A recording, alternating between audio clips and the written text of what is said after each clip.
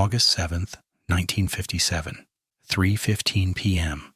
Raymond Ray Cooper walked into the 28th Precinct station house on 123rd Street with a briefcase full of evidence that he believed would finally take down Bumpy Johnson. Ray was a numbers runner who'd worked in Bumpy's organization for 3 years. But Bumpy had recently cut him out of a lucrative operation, and Ray wanted revenge.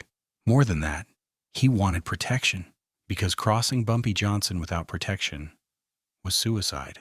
So Ray had spent 2 months carefully documenting everything: names, dates, locations, money amounts. He had ledgers showing Bumpy's weekly take from numbers operations.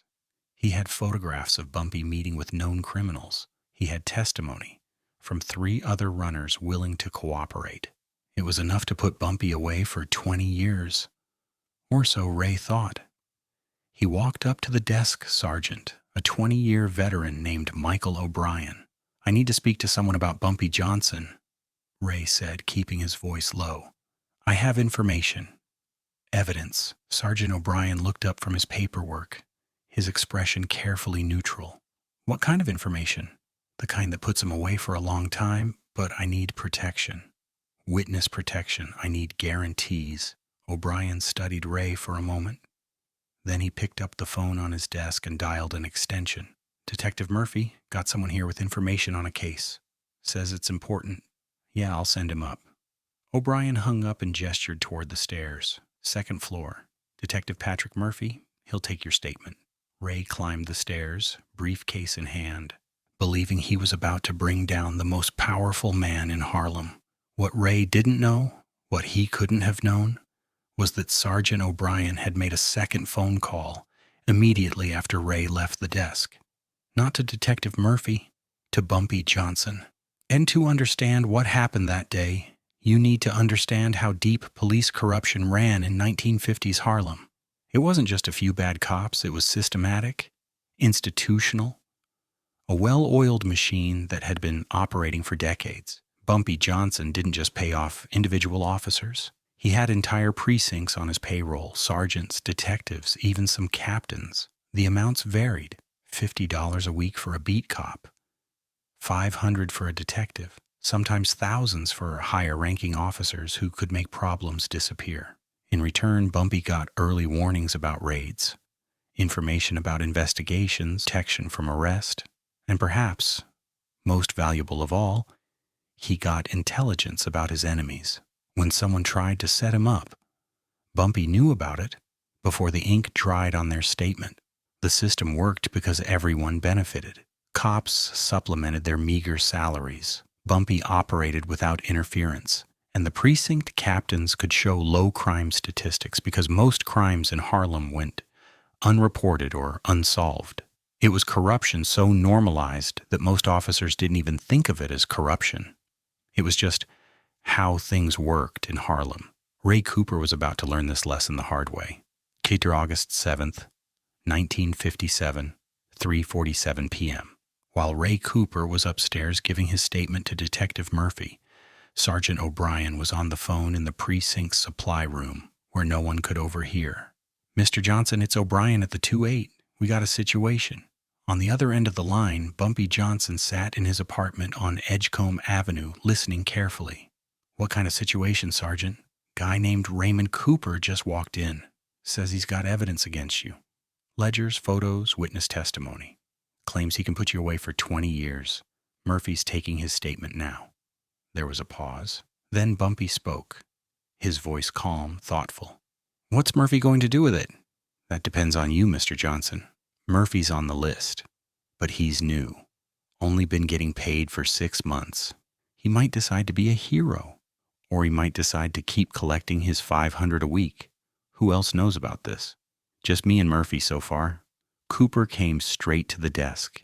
"I sent him up to Murphy before anyone else could get involved." "Good. Here's what I need you to do, Sergeant. Keep Cooper there. Make him think you're taking him seriously. Have Murphy take a full statement. Let Cooper think he's cooperating. Can you do that for 2 hours?" "I can do that." "Good. I'll handle the rest." Bumpy hung up and immediately made 3 more phone calls. The first was to Detective Patrick Murphy's home. Murphy's wife answered. "Mrs. Murphy, this is Mr. Johnson. Is your husband at work today?" "Yes, he should be at the precinct." "Good. I just wanted to remind him about our arrangement and to let him know there's a bonus coming his way this week, an extra $1,000 if he handles a certain situation correctly." There was a pause. Mrs. Murphy knew exactly who Mr. Johnson was, and she knew what arrangement meant. "I'll let him know you called," she said quietly. The second call was to Captain Thomas Brennan, the commanding officer of the 28th Precinct. Captain Brennan had been on Bumpy's payroll for 12 years.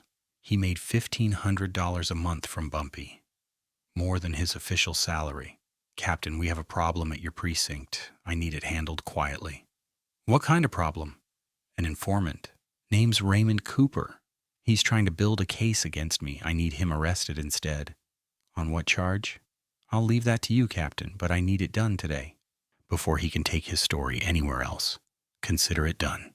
The third call was to Raymond Cooper's landlord. "This is Bumpy Johnson. You rent an apartment to Raymond Cooper, correct?" "Yes, Mr. Johnson." "I need you to file a complaint. Say you saw Cooper selling drugs out of his apartment. Say you saw him with heroin.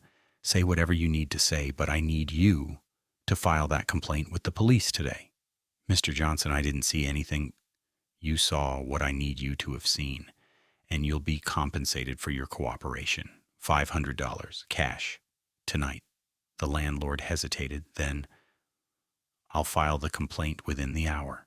Bumpy hung up and sat back in his chair, a slight smile on his face. Raymond Cooper thought he was bringing evidence to the police. He was actually walking into a trap that Bumpy had sprung with 3 phone calls. August 7th, 1957, 5:30 p.m. Raymond Cooper had been giving his statement to Detective Murphy for nearly 2 hours.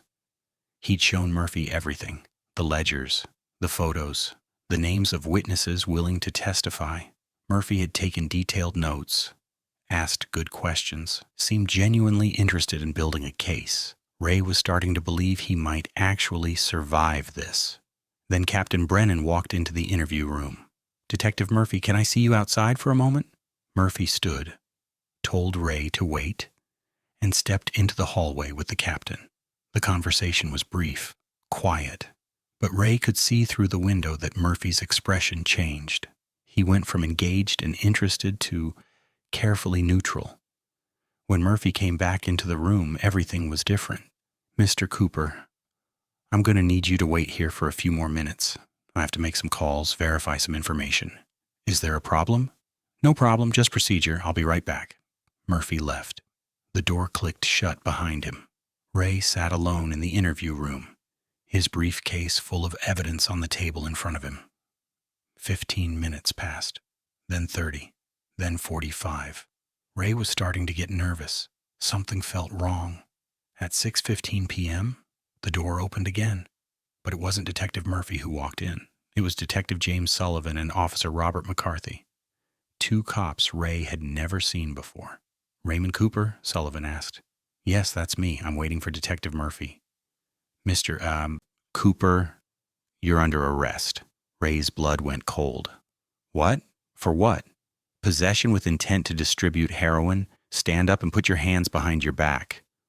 "That's insane. I don't have any heroin. I came here to report a crime." "We have a sworn statement from your landlord saying he witnessed you selling narcotics from your apartment. We have a warrant to search your residence. And right now, you are coming with us." According to accounts from that night, Ray Cooper started shouting, started demanding to see Detective Murphy, started insisting this was a setup, but none of it mattered. He was handcuffed, read his rights, and taken to a holding cell in the basement of the precinct. His briefcase full of evidence against Bumpy Johnson was confiscated as personal property. By 7 p.m., that briefcase was in Captain Brennan's office. By 7:30, Captain Brennan had called Bumpy Johnson. "It's handled. Cooper's in custody. His evidence is secured. The charge is narcotics possession. We'll search his apartment tonight, and I guarantee we'll find something. You'll plant something, you mean? That's not something I can discuss over the phone, Mr. Johnson. But I guarantee the evidence will support the arrest. Good. Make sure Cooper stays in custody for at least 48 hours. I need time to deal with his witnesses. That can be arranged. And Captain, there's an extra $2,000 in your envelope this month for your efficiency. Always a pleasure doing business, Mr. Johnson. The call ended. Raymond Cooper's attempt to bring down Bumpy Johnson had not only failed, it had resulted in his own arrest by the very police department he tried to cooperate with. Raymond Cooper spent 3 days in jail before he could make bail. When police searched his apartment, they allegedly found a small amount of heroin hidden in his bedroom, just enough to support the intent to distribute charge. Cooper insisted it had been planted. His lawyer believed him, but proving it was impossible. The case went to trial 4 months later. Cooper was found guilty and sentenced to 5 years in prison. His evidence against Bumpy Johnson? It disappeared. The briefcase was logged into evidence but was never seen again. Detective Murphy claimed he'd turned it over to Captain Brennan. Brennan claimed he'd never received it. The 3 witnesses Cooper had lined up to testify against Bumpy, 2 of them recanted their statements. The 3rd left New York entirely and was never heard from again. Cooper served 3 years before being released on parole. According to those who knew him after, he never spoke about Bumpy Johnson again, never tried to retaliate, never told his story publicly, because he understood what everyone in Harlem understood. You couldn't fight Bumpy Johnson by going to the police, because the police worked for Bumpy. At the Raymond Cooper incident wasn't an isolated case. It was standard operating procedure. Throughout the 1950s and into the 1960s, Bumpy Johnson maintained a sophisticated network of corrupt police officers, according to various investigations and testimonies that came out years later. Here's how the system worked. The payment structure. Beat cops, $50 to $100 per week. Detectives, $300 to $500 per week. Sergeants, $200 to $400 per week. Captains, $1,000 to $2,000 per month. Specialized units, bonuses for specific services. The services provided: early warnings about raids, usually 24 hours notice, information about informants and cooperating witnesses, loss of evidence that could harm Bumpy's operations, arrest and prosecution of Bumpy's enemies on fabricated charges, protection during transport of money or contraband, intelligence about rival gang operations. The scope. By the late 1950s, Bumpy had officers on payroll in at least 4 Harlem precincts. That's potentially hundreds of cops from patrolmen to command staff, taking regular payments. The total cost to Bumpy? Estimated at $15,000 to $20,000 per month. But the return on that investment was incalculable. It meant he could operate almost without fear of arrest. It meant his enemies couldn't use the legal system against him. It meant he had advance warning of any law enforcement action. It also meant that the NYPD, the institution supposedly protecting Harlem's residents, was actually protecting the neighborhood's most powerful criminal. The corruption didn't stay hidden forever. In 1959, 2 years after the Raymond Cooper incident, a new mayor was elected in New York City. He appointed a reform-minded police commissioner who started asking questions about why arrest rates in Harlem were so low, despite obvious criminal activity. An internal investigation was launched. It was called the Harlem Precinct Corruption Inquiry, though it wasn't widely publicized at the time. What investigators found was shocking even to people who knew corruption existed. Officers had second income sources that exceeded their official salaries. Captains owned houses they couldn't afford on a police salary. Detectives drove expensive cars and sent their kids to private schools. When pressed, many officers claimed the extra money came from security work or family inheritance. But the pattern was too consistent, too widespread. Several officers were quietly forced into early retirement. A few were transferred out of Harlem. But no one was prosecuted. No one went to jail. because prosecuting the officers would mean exposing how deep the corruption went. It would mean admitting that entire precincts had been compromised. It would mean acknowledging that the NYPD had for years essentially worked for organized crime. The department chose to handle it quietly, shuffle people around, tighten internal controls, and hope the public never learned the full extent of what had happened. Bumpy Johnson? He was never directly implicated in the investigation. His name appeared in some of the private interviews, but there was never enough evidence to charge him with bribing police officers. And even if there had been evidence, who would arrest him? The same cops he'd been paying for years? But now, the exact details of Raymond Cooper's story, the specific date, the precise chain of events, these come from oral histories and accounts that can't be fully verified. What is documented, however, is this. NYPD corruption in Harlem during the 1950s and 60s was widespread and systematic. Multiple investigations confirmed it. Officer testimonies acknowledged it. And Bumpy Johnson was repeatedly identified as one of the primary sources of that corruption. Whether this specific incident happened exactly as described, it represents the reality of how things worked. Informants who went to the police with evidence against Bumpy often found themselves arrested instead. Evidence against him routinely disappeared. Officers who should have been investigating him were instead protecting him. This story teaches us something uncomfortable about institutional corruption. It's not just about bad individuals. It's about bad systems. When corruption becomes normalized, when it's woven into how an institution operates, it becomes almost impossible to fight from within. Raymond Cooper tried to do the right thing. He gathered evidence. He went to the authorities. He followed the proper channels, and the system betrayed him because the system itself was corrupt. That's the real lesson here. Not that Bumpy Johnson was clever or powerful, but that corruption in law enforcement doesn't just protect criminals. It actively punishes people who try to expose them. When the police work for the gangster instead of for the community, there's no justice. There's just power. And those without power pay the price. So Bumpy Johnson died in 1968. The NYPD corruption in Harlem didn't die with him. Throughout the 1970s and 80s, similar patterns continued. Different criminals, same system, different names on the payroll, same corruption. It took decades of reform efforts, internal investigations, and external oversight to begin cleaning up the relationship between police and organized crime in Harlem. But the damage was lasting. Community trust in law enforcement, already fragile, was shattered.